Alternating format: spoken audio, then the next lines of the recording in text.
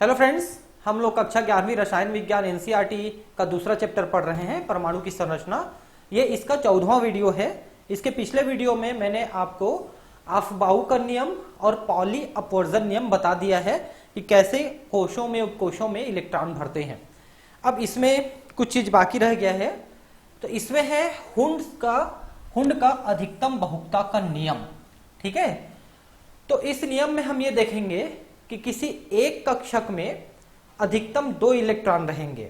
ठीक है, और उसी कक्षक में जो 2 इलेक्ट्रॉन है उनकी ऊर्जा बराबर रहेगी, एक जैसे रहेगी, इसलिए वो उस एक कक्षक में रहेंगे।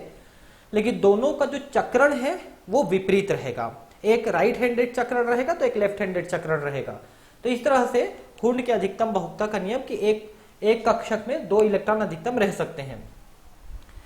यह नियम एक ही उपकोश से संबंधित कक्षकों को भरने के लिए लागू किया जाता है। जैसे s ऑर्बिटल है या p ऑर्बिटल है या d ऑर्बिटल है या f ऑर्बिटल है, यही तो उपकोश है ना, s p d f वगैरह है ना, तो उनके कक्षकों के लिए इन कक्षकों की ऊर्जा बराबर होती है। उन्हें समभ्रंश कक्षक कहते हैं, डीजेनरेट ऑर्बिटल्स कहते हैं। ठीक है, तो जब किसी कक्षक की ऊर्जा बराबर है, ऐसे 2 कक्षक हैं, 3 कक्षक हैं, जैसे मान लो कि आप p ऑर्बिटल कहते हो, तो p ऑर्बिटल में जो तीनों कक्षक हैं उनकी ऊर्जा बराबर है। वैसे d ऑर्बिटल है तो उसमें 5 कक्षक हैं उनकी, f ऑर्बिटल में 7 कक्षक हैं उनकी। तो ये जो बराबर ऊर्जा वाले कक्षक होते हैं उनको हम समभ्रंश कहते हैं, डीजेनरेट ऑर्बिटल्स कहते हैं। इस नियम के अनुसार एक ही उपकोश के कक्षकों में इलेक्ट्रॉनों का युग्मन तब तक नहीं होता जब तक उस उपकोश के सभी कक्षकों में एक एक इलेक्ट्रॉन नहीं आ जाते हैं। इसको समझिए, जैसे कि मान लो ये p कक्षक है। ठीक है, तो p में 3 कक्षक होते हैं, पता है ना आपको, pxy, yz, zx 3 कक्षक होते हैं। तो जैसे जैसे इलेक्ट्रॉन आएंगे तो पहले एक एक इलेक्ट्रॉन भरेंगे। ठीक है, फिर उसके बाद जो है इनमें इलेक्ट्रॉन का ऐसे युग्मन चालू होगा। ऐसा नहीं होगा कि पहले एक कक्षक में एक इलेक्ट्रॉन आया, फिर दूसरा इलेक्ट्रॉन इसी में आकर के युग्मन कर लिया, फिर दूसरे में आएंगे, ऐसा नहीं होता। मतलब पहले सभी में एक एक इलेक्ट्रॉन आ जाएंगे। अगर p है तो 3 कक्षक हैं, है ना, d वाला है तो 5 कक्षक हैं, तो उनमें पहले एक एक इलेक्ट्रॉन आएगा, ऐसा फिर युग्मन चालू होगा। समझ रहे हैं आप? तो बराबर ऊर्जा वाले कक्षकों में पहले एक एक इलेक्ट्रॉन कम से कम भर जाता है, उसके बाद फिर उसमें युग्मन की प्रक्रिया शुरू होती है। क्योंकि 3p, 5d और 7f कक्षक होते हैं, अतः p, d और f कक्षकों में युग्मन क्रमशः चौथे, छठवें और 8वें इलेक्ट्रॉन के भरने पर प्रारंभ होगा। ठीक है, जैसे p कक्षक में 3 कक्षक हैं, तो तीनों में पहले एक इलेक्ट्रॉन भर गए, यानी 3 इलेक्ट्रॉन हो गए, फिर चौथा आएगा तो युग्मन चालू होगा। वैसे डी वाले में 5 भरने के बाद 6वां आएगा, तो एफ वाले में 7 इलेक्ट्रॉन आने के बाद 8वां आएगा, तो तब वो युग्मन करेंगे, नहीं तो तब तक वो एक एक इलेक्ट्रॉन ही भरते चले जाएंगे। ठीक है, यह देखा गया है कि आधे भरे और पूरे भरे समभ्रंश कक्षकों का स्थायित्व उनकी सममिति के कारण अधिक स्थायी होता है। देखिए, हम इसको आगे पढ़ेंगे, आज ही के चैप्टर में पढ़ेंगे कि जैसे कि मान लो हमने p कक्षक कहा, ठीक है, ऐसा 3 है। अब इसमें एक इलेक्ट्रॉन आया, दूसरा इलेक्ट्रॉन आया, तीसरा इलेक्ट्रॉन आया। ठीक है, मान लो ये 3p कक्षक है। ठीक है, अब इसके बाद मान लो कि 4s कक्षक आएगा, मान लो, ठीक है, मान लो 4s कक्षक आएगा, तो वैसे तो अभी इसमें एक एक इलेक्ट्रॉन करके 3 इलेक्ट्रॉन और आ सकते हैं, लेकिन मान लो कि एक और इलेक्ट्रॉन आता है केवल, तो इसमें युग्मन करने की बजाय ये आगे 4s कक्षक में चला जाएगा। वो इसलिए होता है कि आधे भरे हुए या पूरे भरे हुए जो कक्षक हैं वो ज्यादा स्थायी माने जाते हैं। तो अधिक स्थायित्व प्राप्त करने के लिए अगर एक इलेक्ट्रॉन को अगले कोश में भेजना पड़ता है या उपकोश में भेजना पड़ता है, तो ये भेज देते हैं अर्धपूरित के लिए, और पूरित के लिए भी ऐसे करते हैं। पूरित के लिए तो खैर दूसरे से ले लेते हैं, ऐसा होता है। ठीक है, ऐसा है। तो इनके बारे में हम आगे बात करेंगे कि क्यों ऐसा होता है ना। परमाणुओं का इलेक्ट्रॉनिक विन्यास पहले हम पढ़ेंगे। ठीक है, तो इलेक्ट्रॉनिक विन्यास कैसे होता है, जैसे कि 1s², 2s², 2p6, 3s², 3p6, है ना, 4s², 3d10 ऐसा लिखते हैं, उसको हम कैसे लिखते हैं ना। तो ये जो भरते जाते हैं इलेक्ट्रॉन, जैसा हमने पहले ही पढ़ा है, 3 नियम के अनुसार भरे हैं। एक अफबाउ नियम कि क्रम से आते जाते हैं, है ना, कम ऊर्जा से ज्यादा ऊर्जा की ओर आते जाते हैं। उसके बाद पॉली अपवर्जन नियम हमने देखा कि एक कक्षक में 2 इलेक्ट्रॉन रह सकते हैं। फिर हमने हुंस का अधिकतम बहुकता का नियम देखा, है ना, और ये सब के द्वारा ये भरते जाते हैं। परमाणुओं के कक्षकों में इलेक्ट्रॉनों के वितरण को उनका इलेक्ट्रॉनिक विन्यास कहा जाता है। तो ये देखिए, जैसे s², sp2 ऐसा लिखते हैं ना, s² p6 ऐसा लिखते हैं, वही है इलेक्ट्रॉनिक विन्यास। यदि विभिन्न परमाणु कक्षकों में इलेक्ट्रॉनों के भरे जाने से संबंधित मूल नियमों को ध्यान में रखा जाए तो विभिन्न परमाणुओं के इलेक्ट्रॉनिक विन्यास को आसानी से लिखा जा सकता है। तो अभी तक हमने जो पिछले 2-3 वीडियो में विशेषकर पढ़े, उनको अगर आप ठीक से समझ पाए होंगे तो आप आसानी से किसी भी परमाणु का इलेक्ट्रॉनिक विन्यास लिख सकते हो। इनको 2 तरीके से लिखा जा सकता है। पहला आप इस तरह से लिख सकते हो, A, S, P, D, F, इस तरह से। दूसरा आप कक्षक के द्वारा भी दिखा सकते हो कि S का एक कक्षक है, इसमें 2 इलेक्ट्रॉन अधिकतम आएंगे, फिर P में पहले एक इलेक्ट्रॉन आएंगे, फिर दूसरा इलेक्ट्रॉन आएगा, ऐसा आप दिखा सकते हो, है ना। तो ये भी एक तरीका है। और मैं आपको बताऊं कि प्रारंभिक तौर पे जो बच्चे हैं जो सीख रहे हैं इन सब चीजों को, उनके लिए कक्षक वाली प्रणाली जो है ज्यादा आसान नजर आती है, क्योंकि इसमें कितने परमाणु कितने इलेक्ट्रॉन भरते जा रहे हैं ये आपको दिखते भी जाता है, इसलिए इसको लिखना ज्यादा आसान माना गया है शुरू से। ठीक है। पहले संकेतन में उपकोश को संगत अक्षर चिन्ह से निरूपित किया जाता है, जैसे S है, P है, D है, F ऐसा। और उपकोश में उपस्थित इलेक्ट्रॉनों की संख्या को मूर्धांक मतलब जैसे S का ऊपर लिखेंगे, P के ऊपर लिखेंगे, D के ऊपर लिखेंगे, ये मूर्धांक है, मतलब सुपरस्क्रिप्ट, मतलब घात लिखते हैं, घात के रूप में लिखते हैं। और उसी को यहां पर A, B, C, D ऐसा दिया है, देखिए दर्शाते हैं। विभिन्न कोशों के लिए निरूपित समान उपकोश का विभेदन उसके संगत उपकोश के सामने मुख्य क्वांटम संख्या को लिखकर किया जाता है। ठीक है। तो जैसे मान लो कि तीसरे कोश का P कक्षक है, तो हम उसको क्या लिखेंगे, 3p6 ऐसा लिखेंगे। तो हमको ये मालूम चल जाएगा कि ये तीसरे कोश का P उपकोश है, जिसमें 6 इलेक्ट्रॉन है या 5 इलेक्ट्रॉन है या 4 इलेक्ट्रॉन है, ऐसा हमको पता चल जाएगा, है ना। तो मुख्य क्वांटम संख्या को इसके सामने लिख दिया जाता है, जो कोश की संख्या को दर्शाता है। दूसरे संकेतन में उपकोश के प्रत्येक कक्षक को एक बॉक्स द्वारा दर्शाया जाता है और इलेक्ट्रॉन के धन प्रचरण को ऊपर के तीर जैसे और ऋण को नीचे के तीर जैसे से दर्शाया जाता है।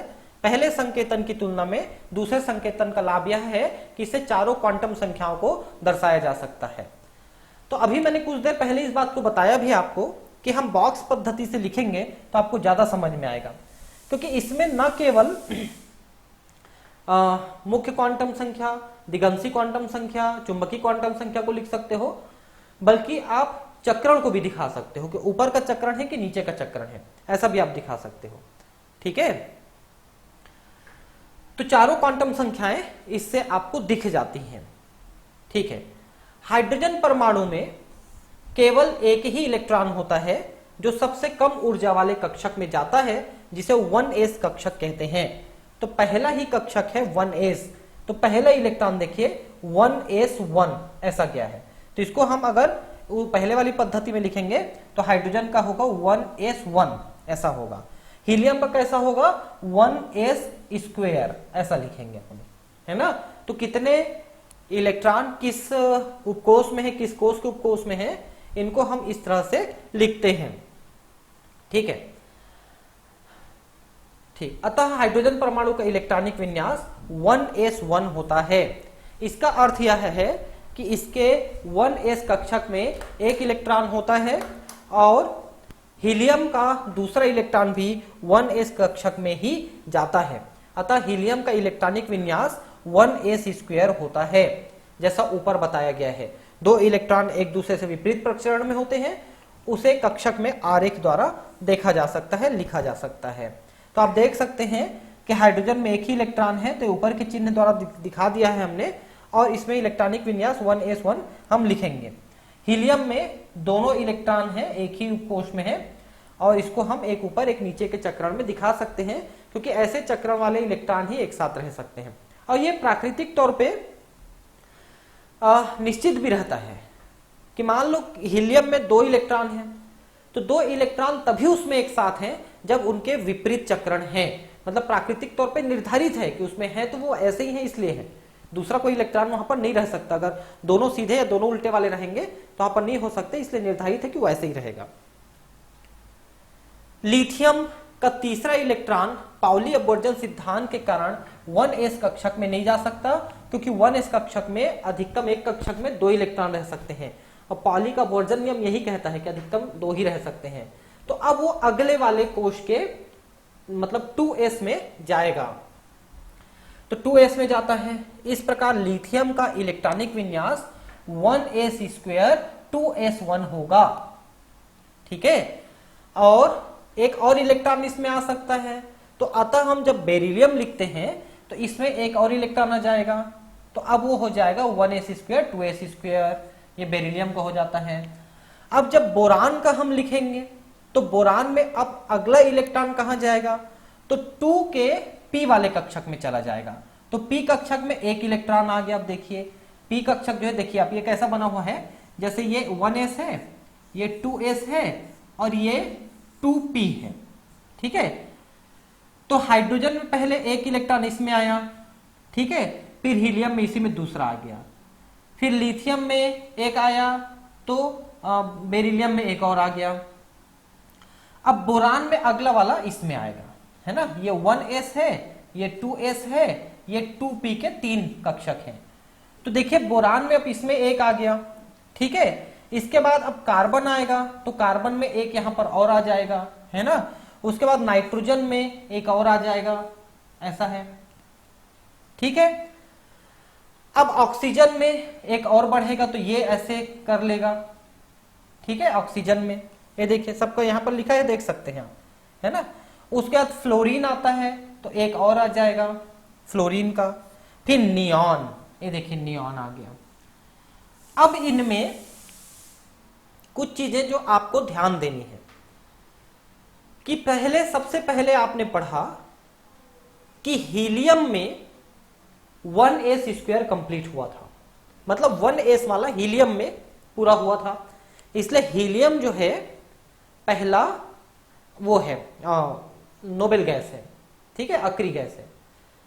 उसके बाद देखिए हीलियम के बाद आपका जो बेरिलियम है, बेरिलियम में 1s² 2s² ये कंप्लीट हो गया था, लेकिन 2p खाली था, इसलिए इसमें रिएक्टिविटी तो है लेकिन रिएक्टिविटी कम रहेगा, बेरिलियम का रिएक्टिविटी थोड़ा कम रहेगा। उसका जैसे बोरान आप आ गए, तो एक इलेक्ट्रॉन यहां आ गया था बोरान में, तो फिर से इसकी रिएक्टिविटी बढ़ी, तो boron, carbon, nitrogen, oxygen, fluorine, ये इलेक्ट्रॉन भरते जा रहे हैं, इनमें रिएक्टिविटी है। लेकिन जैसे ही ये 2p वाला भर गया, तो अब ये 2 वाला पूरा कोष भी भर गया, है ना। पहला कोष जो था वो 1s² से भरा, लेकिन दूसरा कोष जो भरा 2s² और 2p6 से भरा। तो जैसे ये भी भर गया, वैसे ही नियॉन भी एक अक्री गैस मिला।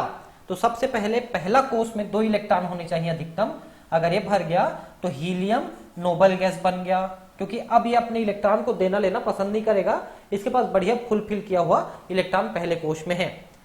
दूसरे कोष में s और p दोनों कक्षक हैं, उपकोष है, तो ये सब भर जाएंगे तब वो पूरित होगा।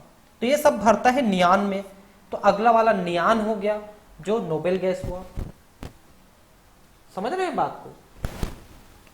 और इनके भरने से ठीक पहले जब एक इलेक्ट्रॉन की कमी थी, तो उस इलेक्ट्रॉन को पूरा करने के लिए ये बहुत ज्यादा रिएक्टिव हो जाते हैं।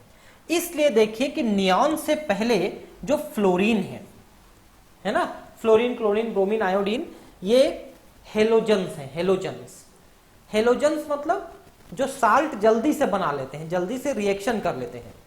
तो फ्लोरीन, क्लोरीन, ब्रोमीन, आयोडीन में एक इलेक्ट्रॉन की कमी है, उसको वो पूरा करके ऐसी आखिरी वाले चेंबर को भरना पसंद करते हैं, इसलिए जल्दी से इलेक्ट्रॉन लेकर के वो किसी के साथ भी क्रिया करने की कोशिश करते हैं।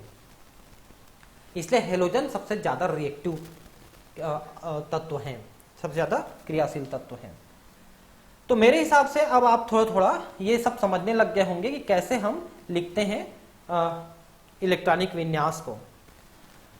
2p कक्षकों को भरने की प्रक्रिया नियान पर जाकर समाप्त हो जाती है। इन तत्वों के कक्षा चित्र आगे दर्शाए गए हैं। ठीक है, तो मैंने तो वैसे ही आपको बता दिया कक्षा चित्र को, है ना, पहले ही बता दिया। अब देखिए कि ये 10 वाला जो परमाणु क्रमांक है नियॉन, ये कंप्लीट हुआ। अब हम 11, 12, 13 करेंगे, तो अब ये 3 वाले कक्षक में जाना शुरू हुआ। ये देखिए 3 वाले कक्षक में जाने शुरू हो गए, ये 3 वाले कक्षक में जाने शुरू हुए। तो 11 वाला है सोडियम, तो सोडियम में अब 3s1 भी आ गया, है ना। वहां से आगे बढ़ते बढ़ते बढ़ते बढ़ते 3p6 तक जाएगा, 6 इलेक्ट्रॉन के आगे बढ़ते तक जाएगा।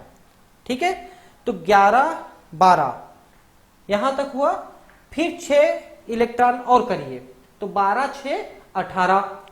तो आर्गन जो है 18 की संख्या में जाते जाते तक ये फिर से ये 3p6 कंप्लीट हो जाता है एक बार के लिए। तो ये भी एक नोबेल गैस के तौर पे काम करेगा आर्गन, और यही हमारे प्रकृति में सबसे ज्यादा अक्रिय गैस के रूप में और नोबेल गैस के रूप में पाया जाता है। ठीक है, अब देखिए कि आर्गन तक के सभी तत्वों के परमाणुओं में इलेक्ट्रॉनिक विन्यास की पद्धति लिथियम से नियॉन तक के तत्वों के समान होती है। यहां अंतर केवल यह होता है कि अब 3s तथा 3p कक्षक भरे जाते हैं। इस प्रक्रिया को सरल किया जा सकता है बशर्ते पहले 2 कोशों के कुल इलेक्ट्रॉनों को नियॉन जैसा हम बना लें, नियॉन जैसा मान लें और उससे आगे को लिखें। तो देखिए जैसे सोडियम से आर्गन तक के इलेक्ट्रॉनिक विन्यास को आप इस तरह लिख सकते हैं कि पहले नियॉन जैसा रहेगा, फिर आगे 3s1 हुआ, ऐसा लिख देंगे अपन। तो यह सोडियम का इलेक्ट्रॉनिक विन्यास हो गया। वैसे आर्गन में नियॉन तक वैसे ही रहेगा, फिर 3s2 3p6 हो जाएगा। इस बीच के जितने भी हैं 6 और 2 8 जितने भी हैं, मतलब 11 से लेकर 18 तक का 8 जो तत्व हैं उनका हम नियॉन उसके बाद की चीज को लिख सकते हैं। तो यह भी एक तरीका है इसको सरल करने का। ठीक है, पूर्ण रूप से भरे हुए कोशों के इलेक्ट्रॉनों को क्रोड इलेक्ट्रॉन कहते हैं। इनको विशेष ध्यान रखेंगे कि जो कोश पूरी तरह से भर गए, जैसे कि 1s², तो पहला कोश भर गया, ठीक है, फिर 2s² 2p6 भर गया, तो इसके इलेक्ट्रॉन, फिर 3s² 3p6 भर गया, तो इसके इलेक्ट्रॉन। जब ये कोश पूरी तरह से भर जाते हैं तो इनके इलेक्ट्रॉनों को क्रोड इलेक्ट्रॉन कहते हैं, और वे इलेक्ट्रॉन जो उच्चतम मुख्य क्वांटम संख्या के इलेक्ट्रॉनिक कोश में भरे जाते हैं संयोजकता इलेक्ट्रॉन कहलाते हैं। जो सबसे बाहर के कोश में रहते हैं वही संयोजकता इलेक्ट्रॉन है। जैसे मान लो आपने लिखा 1s², 2s², 2p6, 3s², ऐसा लिख दिया, तो सबसे बाहर का कोश है 3 वाला, जिसमें जो इलेक्ट्रॉन है वो संयोजकता इलेक्ट्रॉन है। क्यों संयोजकता है? क्योंकि संयोजकता का मतलब होता है संयोजन करना, जुड़ना, और जुड़ने का मतलब है कि जब तत्व जो है आपस में क्रिया करके कोई परमाणु बनाते हैं, कोई पदार्थ बनाते हैं, तो उनके बीच में जो क्रिया होती है उसे संयोजकता कहते हैं। तो क्रिया कैसे होती है? जैसे मान लो आप सोडियम क्लोराइड बनाते हो, तो सोडियम क्लोराइड कैसे बनाते हो? तो सोडियम का जो आखिरी कक्ष है ये वाला, इसका एक इलेक्ट्रॉन क्लोरीन के आखिरी वाले कक्ष में एक इलेक्ट्रॉन की कमी है, उसमें शिफ्ट हो जाता है। तो ये संयोजकता हुआ ना कि सोडियम ने एक इलेक्ट्रॉन दिया, क्लोरीन ने लिया, और दोनों के बीच में एक बंध बन गया। अब ऐसा नहीं कि क्लोरीन उसके इलेक्ट्रॉन को लेकर के उसको छोड़ देगा, ऐसा नहीं कर सकता, वो तलाक नहीं दे सकता। ठीक है, उसको साथ में चिपके रहना ही पड़ेगा, ऐसा है। उदाहरण के लिए नियॉन में इलेक्ट्रॉन क्रोड इलेक्ट्रॉन है, और सोडियम से आर्गन तक इलेक्ट्रॉन संयोजी इलेक्ट्रॉन है। लेकिन आर्गन का इलेक्ट्रॉन जो है वो फिर से क्रोड इलेक्ट्रॉन है। पोटेशियम तथा कैल्शियम में 3d कक्षक की तुलना में 4s कक्षक की ऊर्जा कम होने के कारण प्रथम और द्वितीय इलेक्ट्रॉन क्रमशः 4s कक्षक में जाते हैं। तो 3p भरने के बाद 3p6 भरने के बाद 3d भरना चाहिए, लेकिन चूंकि 4s का मान कम है, ऊर्जा का मान, क्योंकि 3 और 2 5 है ये, और ये 4 और 1 4 और 0 4 है, तो इसकी ऊर्जा कम है, इसलिए अगले 2 इलेक्ट्रॉन जो है 3d में नहीं जाते हैं बल्कि 4s में जाते हैं। ये चीजें हमने पिछले वीडियो में भी देखा है कि ऊर्जा के मामले में 3d से कम ऊर्जा 4s की है, इसलिए इलेक्ट्रॉन 4s में पहले जाएंगे। ठीक है। पोटेशियम तथा कैल्शियम में 3d कक्षक की तुलना में 4s की ऊर्जा कम होने के कारण प्रथम और द्वितीय इलेक्ट्रॉन क्रमशः 4s कक्षक में जाते हैं। यही चीज अभी हमने पढ़ा और समझा पोटेशियम और कैल्शियम में। ठीक। स्कैंडियम से प्रारंभ करने पर एक नया लक्षण दिखाई देता है। ठीक है। 3d कक्षक की ऊर्जा 4p कक्षक की तुलना में कम होने के कारण इसमें इलेक्ट्रॉन पहले भरते हैं। परिणाम स्वरूप अगले 10 तत्वों scandium, titanium, vanadium, chromium, manganese, iron, cobalt, nickel, copper और जिंक में पांचों 3d कक्षकों में इलेक्ट्रॉन उत्तरोत्तर भरते जाते हैं। चलिए तुलना करिए कि 3d में 3 + 2 = 5 हुआ और 4p में 4 + 1 = 5 हुआ। तो जब ये भी 5 हो रहा है और ये भी 5 हो रहा है, तो हम ये कैसे मानेंगे कि इसकी ऊर्जा कम है, इसकी ऊर्जा ज्यादा है? तो आपको एक और नियम ध्यान होगा कि जिसमें इसका मान कम रहेगा, यानी कि मुख्य क्वांटम संख्या का मान कम रहेगा, उसकी ऊर्जा कम मानेंगे। इसलिए हम 3d कक्षक की ऊर्जा कम मानते हैं, जबकि दोनों के सेम ऊर्जा मतलब नंबर आ रहे हैं, तब भी इसकी ऊर्जा हम कम मानते हैं क्योंकि मुख्य क्वांटम संख्या की ऊर्जा कम है। इसलिए जो 21 नंबर है, 20 नंबर तक आपका कैल्शियम हो गया, पोटेशियम 19 नंबर, कैल्शियम 20 नंबर। फिर ये 21 नंबर स्कैंडियम से शुरू करते हैं अपन, 22 titanium, 23 vanadium, 24 chromium, 25 manganese, 26 iron, 27 cobalt, 28 nickel, 29 copper और 30 जिंक। यानी कि 21 नंबर से लेके 30 नंबर तक के जो तत्व हैं उनके इलेक्ट्रॉन 3d कक्षक में भरेंगे। और 3d कक्षक में चूंकि 5 कक्षक हैं 3d में, 1 2 3 4 5, तो ये लाइन से 21वां, 22वां, 23, 24, 25, ये सीधा रहेगा ना, 25, 26, 27, 28, 29 और 30, ये ऐसे बढ़ते चले जाते हैं। ठीक है। तो 3d कक्षक पूरा भर जाता है, उसके बाद 4p में जाते हैं क्योंकि 4s पहले भर चुका। 3d से पहले 4s भरा, 4s के बाद 3d भरेगा, 3d के बाद 4p भरेगा। 4s पहले भरा, 3d फिर 4p। ठीक है। हम यह देखकर चकित हो सकते हैं कि क्रोमियम तथा कॉपर में 3d कक्षक में 4 तथा 9 इलेक्ट्रॉनों की जगह क्रमशः 5 और 10 इलेक्ट्रॉन होते हैं। इसका कारण यह है कि आधे पूरे भरे हुए कक्षक अधिक स्थायी होते हैं, अर्थात उनकी ऊर्जा कम होती है। ठीक है। तो अब यहां पर एक स्पेशल बात है, देखिए क्रोमियम और कॉपर में 3d कक्षक में, देखिए क्रोमियम का एक्चुअली कैसा होना चाहिए था, 1 2 3 4 5। तो देखिए क्रोमियम, देखिए स्कैंडियम का 21, टाइटेनियम का 22, वेनेडियम का 23 और क्रोमियम का 24 है। देखिए ध्यान से, तो ये हो गया 21, ये हो गया 22, ये हो गया 23, ठीक है, ये हो गया 24, ये हो गया 25। ठीक है, 21 22 23 24 25। ठीक है।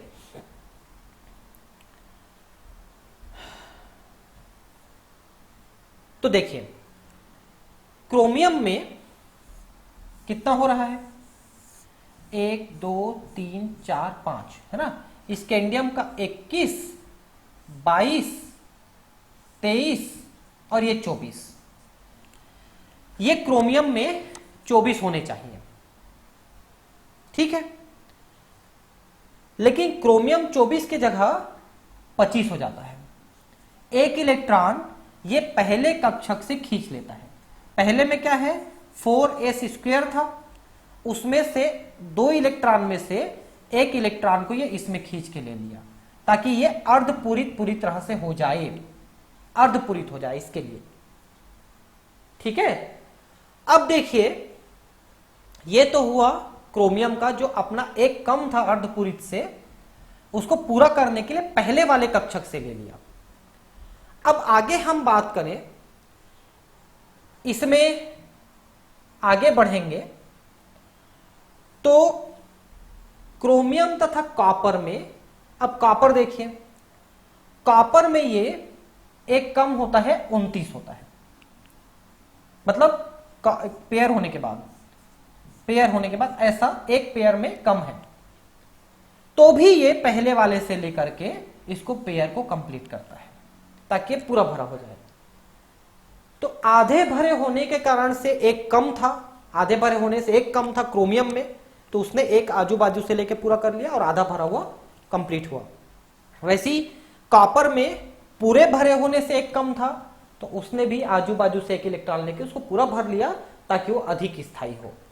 यही कारण है कि क्रोमियम में और कॉपर में एक एक इलेक्ट्रॉन आधे भरे होने के लिए और पूरे भरे होने के लिए जो कमी थी उसको उसने पहले वाले से लेकर के पूरा कर लिया। ठीक है, उसी को लिख रहा है।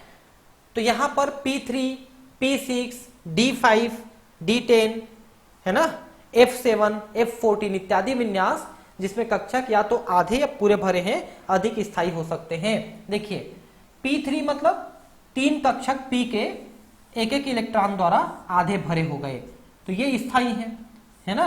वैसी P6 में पूरे भरे रहेंगे तो स्थायी है। वैसी D5 में 5 हैं तो 5 आधे भरे रहेंगे तो या पूरे भरे रहेंगे तो।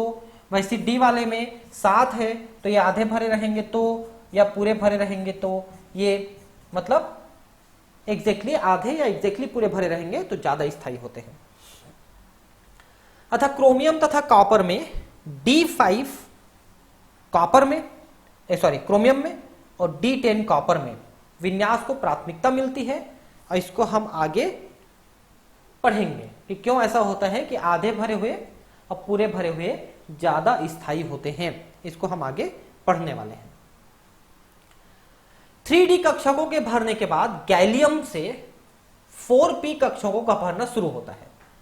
गैलियम में 31 है, गैलियम का 31 यहां से लेके क्रिप्टॉन में पूरा होता है, तो क्रिप्टॉन का है 36। तो 6 इलेक्ट्रॉन 4p में भरते तक आगे बढ़ता है क्रिप्टॉन तक, और उसके बाद 37 से लेकर के अगले 18 तत्वों तक जो है 4p के बाद 5s भरेगा तो इसमें 2 इलेक्ट्रॉन, 4d भरेगा तो इसमें 10 इलेक्ट्रॉन, 5p भरेगा तो इसमें 6 इलेक्ट्रॉन। तो अगले 18 तत्व जो हैं रुबिडियम, सीजियम, ये सब जो रहते हैं जीनान तक जो होते हैं, वो मतलब रुबिडियम का नंबर है 37 और इसके बाद 18 और जोड़ दीजिए, तो 18 जोड़ के आप निकालेंगे 8 7 15, 3 1 4 1 5, यानी 55 नंबर हुआ जीनान का 55 नंबर। तो रुबिडियम का 37 से लेके जीनान 55 नंबर तक ये 5s, 4d और 5p में भरते जाते हैं, और ये उसी पद्धति को अपनाते हैं 4s, 3d, 4p कक्षकों के भरने की थी कि पहले आधे भरेंगे फिर पूरे भरेंगे, अगर एक दो कम ज्यादा हुए तो उसको पूरा करने की कोशिश करते हैं। ठीक है, इसके बाद 6x कक्षकों का भरना प्रारंभ होगा, तो 55 के बाद 56 नंबर आएगा। 56 नंबर आएगा सीजियम का, सीजियम का 56 नंबर आ गया। और बेरियम में इस कक्षक में क्रमशः 1 और 2 इलेक्ट्रॉन होते हैं, तो 56 और ये हो गया 57, तो ये 6s कक्षक भर गया 56 और 57 में। ठीक है, उसके बाद 58 लैंथेनम से लेके मरकरी तक 4f और 5d कक्षकों में इलेक्ट्रॉन भरे जाते हैं। तो 4f कक्षक में भरेंगे 14 और 5d कक्षक में भरेंगे 10, तो हो गया 24। तो ये जो है 58 से लेके अगले 24 तक, तो 24 कितना हुआ, 8 4 12 की 2, 5 2 7 1 8 82, 82 मरकरी का 82 होता है, ठीक है, तो है ना। तब तक 4f और 5d कक्षक भर जाते हैं। इसके बाद 83 से चालू होता है 6p, जिसमें 6 इलेक्ट्रॉन भरेंगे, यानी हो गए 88, ठीक है। उसके बाद 7s तो हो गए 90, और अंततः 5f, यानी इसमें 14 और जोड़ दोगे तो हो गया 104। इतने ही तो हम लोग प्राकृतिक तौर पे खोजे हैं, ठीक है। लेकिन ये जो है यूरेनियम से लेकर के बाद के तत्वों में कम स्थायित्व होता है और उन्हें कृत्रिम रूप से प्राप्त किया जा सकता है। सारणी 2.6 में ज्ञात तत्वों के इलेक्ट्रॉनिक विन्यास स्पेक्ट्रमी विधि द्वारा निर्धारित किए गए हैं, ठीक है। अब आप ये पूछ सकते हैं कि आखिर इन विन्यासों को जानने से क्या लाभ होगा। तो आधुनिक रसायन विज्ञान के अध्ययन में रासायनिक व्यवहार को समझने और उनकी व्याख्या करने में इलेक्ट्रॉनिक विन्यास का ही आधार होता है। देखिए, हमने 2 प्रकार के पीरियोडिक टेबल बनाए हैं अभी तक। एक सबसे पहले मेंडलीफ ने बनाया था, और उसके बाद आधुनिक आवर्त सारणी, जिसको मुख्यतः नील बोर्स ने डिजाइन किया था, वो बनाया गया, जिसके मुख्य मतलब डिजाइन करता थे वो प्रारंभिक तौर पे। तो मेंडलीफ ने जो अपना आवर्त सारणी बनाया था, उसमें उन्होंने तत्वों के परमाणु द्रव्यमान को लिया था, और द्रव्यमान के आधार पे परमाणुओं को सारणी में व्यवस्थित किया था और उनके रासायनिक भौतिक गुणों की व्याख्या की थी। लेकिन उससे दिक्कत यह हुआ कि कुछ तत्वों के एक से ज्यादा परमाणु क्रमांक भी होते हैं, परमाणु द्रव्यमान होते हैं, तो उनको स्थान नहीं दे पाए थे और कुछ आगे पीछे रखा गए थे। बाद में आधुनिक आवर्त सारणी को हमने परमाणु क्रमांक के आधार पर व्यवस्थित किया, और उसके आधार पर हम उनके रासायनिक और भौतिक गुणों की व्याख्या कर पाए। तो एक्चुअली भौतिक गुण और रासायनिक गुण मुख्यतः इलेक्ट्रॉनिक विन्यास पर ही आधारित होते हैं, कि बाह्यतम कक्षक कौन से हैं, कितने ज्यादा दूर हैं, उसमें कितने इलेक्ट्रॉन हैं, वो उसके आधार पे वो रासायनिक और भौतिक क्रियाएं करता है, भौतिक गुण प्रदर्शित करता है, ठीक है। तो अगर आप इलेक्ट्रॉनिक विन्यास को समझ पाते हो तो आप आसानी से उनके इन गुणों की व्याख्या भी कर पाओगे कि वो ऐसा गुण क्यों प्रदर्शित कर रहा है। अगले चैप्टर में हम कुछ हद तक इन चीजों को समझने की कोशिश करेंगे, तीसरे चैप्टर में, है ना। उसमें आवर्त सारणी का हम जिक्र करेंगे और कैसे उसे व्यवस्थित किया गया है, तो उनके गुण क्यों ऐसे हैं, इन चीजों को हम आवर्त सारणी से समझने की कोशिश करेंगे अगले चैप्टर में, ठीक है। ठीक, उदाहरण के लिए कुछ प्रश्नों जैसे 2 या अधिक परमाणु मिलकर अणु क्यों बनाते हैं, कोई तत्व धातु अथवा धातु क्यों होता है, हीलियम आर्गन जैसे तत्व क्रियाशील क्यों नहीं होते हैं, जबकि हेलोजन तत्व अधिकतर ही क्रियाशील होते हैं। तो इन सब के उत्तर इलेक्ट्रॉनिक विन्यास के आधार पर दिए जा सकते हैं। डाल्टन के परमाणु मॉडल से इनका स्पष्टीकरण नहीं किया जा सकता है, अतः आधुनिक रसायन विज्ञान के कई पहलुओं को भली भांति समझने के लिए इलेक्ट्रॉनिक संरचना की पूरी जानकारी होना अति आवश्यक है, ठीक है। अब है पूर्ण रूपेण भरे हुए या अर्ध रूपेण भरे हुए उपकोषों का स्थायित्व। जैसे आपने अभी तक पढ़े कि जैसे पी कक्षक है, तो इसमें 3 इलेक्ट्रॉन रहेंगे आधे भरे हुए तो ज्यादा स्थायी रहेगा, या 6 रहेंगे तो ज्यादा स्थायी रहेगा, ये 5 रहेगा तो अत्यधिक क्रियाशील रहेंगे, ठीक है, और अस्थायी हो जाएगा।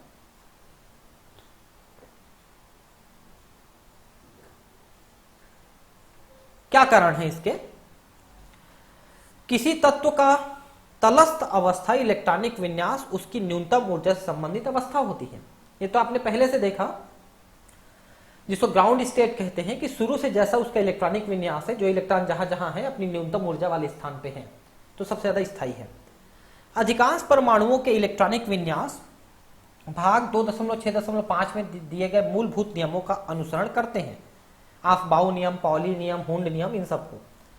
परंतु कुछ तत्व जैसे कॉपर है, क्रोमियम है, इसको आपने देखा कि जहां 2 उपकोषों 4s तथा 3d की ऊर्जाओं में कम अंतर होता है, एक इलेक्ट्रॉन कम ऊर्जा वाले उपकोष यानी 4s² वाले से एक इलेक्ट्रॉन ज्यादा ऊर्जा वाले यानी कि 3d में चले जाते हैं, है ना। देखिए एक इलेक्ट्रॉन कम ऊर्जा वाले उपकोष 4s से अधिक ऊर्जा वाले उपकोष यानी कि 3d कोष में स्थानांतरित हो जाते हैं, बशर्ते इस स्थानांतरण से उपकोष के सभी उच्च ऊर्जा वाले कक्षक प्राप्त हों जो पूर्ण रूपित या अर्धरूपित हों। तो क्रोमियम में आपने इस चीज को देखा, मैंने अभी बताया था क्रोमियम में भी कॉपर में भी, कि क्रोमियम में 3 की बजाय 2 इलेक्ट्रॉन थे p वाले में, तो 1 इलेक्ट्रॉन पहले वाले से लेकर के उसको अर्धपूरित पूरा कर लिया था। जबकि कॉपर में आपने देखा कि पूरे भरने के लिए 1 इलेक्ट्रॉन कमी थी, तो उसने भी लेकर के उसको पूरा कर लिया था। ठीक है, क्रोमियम तथा कॉपर के संयोजी इलेक्ट्रॉन विन्यास क्रमशः 3d5 4s1 तथा 3d10 4s1 है। नहीं तो ये 4s1 की बजाय 4s2 होना चाहिए था, और ये भी, लेकिन ऐसा नहीं होके वहां से ले लिया है। ठीक है, तो देखिए, जबकि ऐसा होना चाहिए था, बता रहे हैं, है ना, ऐसा होना चाहिए था, पहले ही बताया मैं आपको, लेकिन ऐसा ना होके वो अर्धपूरित पूर्णपूरित हुआ है। ऐसा पाया गया है कि इन इलेक्ट्रॉनिक विन्यासों में अतिरिक्त स्थायित्व तो होता है। ऐसा क्यों होता है, इसको समझाने की कोशिश कर रहा है, क्या कारण है। ठीक है, तो देखिए, पहला कारण, इलेक्ट्रॉनों का सममित वितरण। सममित वितरण मतलब 3D में बराबर सब तरफ वितरित रहेंगे वो, क्योंकि तीन लोब हैं। जैसे मान लो, देखिए P वाले में मान लो 1 लोब, 2 लोब और 3 लोब है, मान लो ये 3D में है, तो तीनों में एक एक इलेक्ट्रॉन रहेंगे, तो ये बैलेंस फॉर्म में आ गया। मान लो एक में आप ज्यादा इलेक्ट्रॉन रख देते हो तो बाकी 2 इम्बैलेंस हो जाएंगे, इसलिए वो 3 रखना चाहता है। या फिर जैसे मान लो ऐसे 2 में हो गए, तीसरे में नहीं हुआ, तो तीसरे को पूरा करना चाहता है, तो या तो 3 रखना चाहता है या 6 रखना चाहता है, ताकि वो पढ़ले सबके बराबर हो जाए, सम्मिति उसकी बराबर हो जाए, है ना। भली भांति जानते हैं कि सम्मिति स्थायित्व प्रदान करती है। पूर्णतः भरे हुए या आधे भरे हुए कोशों में इलेक्ट्रॉनों का वितरण सम्मित होता है, अतः ये अधिक स्थायी होते हैं। ठीक है, एक ही उपकोष में यहाँ 3D इलेक्ट्रॉनों की ऊर्जा समान होती है, परंतु उसके त्रिविम वितरण भिन्न भिन्न होते हैं। फलस्वरूप ये एक दूसरे को आपेक्षिक रूप से कम परिरक्षित करते हैं तथा इलेक्ट्रॉन नाभिक द्वारा अधिक प्रबलता से आकर्षित होते हैं। ठीक है, तो अर्धपूरित और पूर्व पूरित में यह सबसे बड़ी विशेषता है कि परिरक्षण प्रभाव कम हो जाता है। अंदर वाले कोश बाहर वाले कोश में नाभिक के द्वारा जो आकर्षण बल लग रहा था उसको कम कर रहे थे, उसको हमने परिरक्षण प्रभाव कहा था। पिछला वीडियो देखिए, आपको समझ में आएगा। जैसे कि मान लो ये बाहर का कोश है ना, ये इसके अंदर का कोश है और ये नाभिक है, तो नाभिक इस वाले इलेक्ट्रॉन को आकर्षित करना चाह रहा था, लेकिन वो बीच में ये वाले इलेक्ट्रॉन आ गए थे, इसके कारण से वो आकर्षित नहीं कर पाया। ठीक है, और ये परिरक्षण प्रभाव हो गया था। ठीक है, ये परिरक्षण प्रभाव उत्पन्न कर दिया था। तो ये परिरक्षण प्रभाव सम्मित वितरण में कम हो जाता है। सम्मित वितरण रहेगा तो परिरक्षण प्रभाव कम हो जाएगा, ऐसा बता रहा है। इसके बारे में पिछले वीडियो में मैंने आपको ठीक से बताया है, आप उसको देख लेंगे तो आपको समझ में आएगा क्या हो रहा है करके। ठीक है,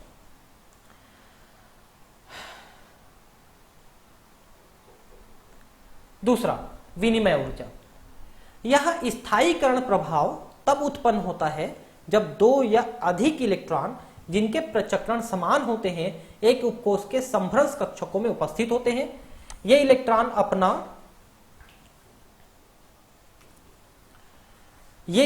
अपना स्थान विनिमय करने की प्रवृत्ति रखते हैं। इस विनिमय कारण से मुक्त ऊर्जा विनिमय ऊर्जा कहलाती है।